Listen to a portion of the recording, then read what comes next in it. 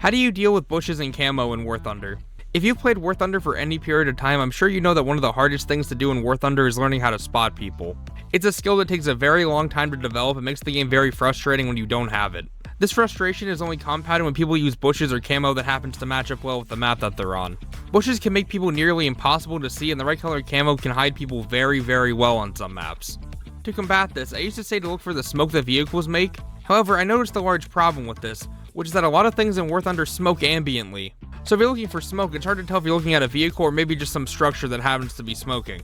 Maybe I'm just silly, but I sure do find myself just shooting at a bunch of nothing oftentimes with this tip.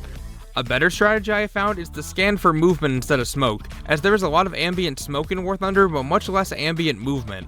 And even if somebody has themselves perfectly disguised as a plant, plants certainly don't move on their own, so this is much more helpful. Not to mention, if you're in a light tank, make sure you're using the scouting function. This will point out the enemy for your entire team, and if everybody in light tanks remembered to scout, we'd probably all see enemies much easier. Not to mention, make sure to go into settings and bind a button for mark for squad. This won't show the enemy to your entire team, but will let your squad mates see who you're looking at. If you're looking for a good button to set this to, I usually use X. I used to use middle click, but that kinda got in my way sometimes.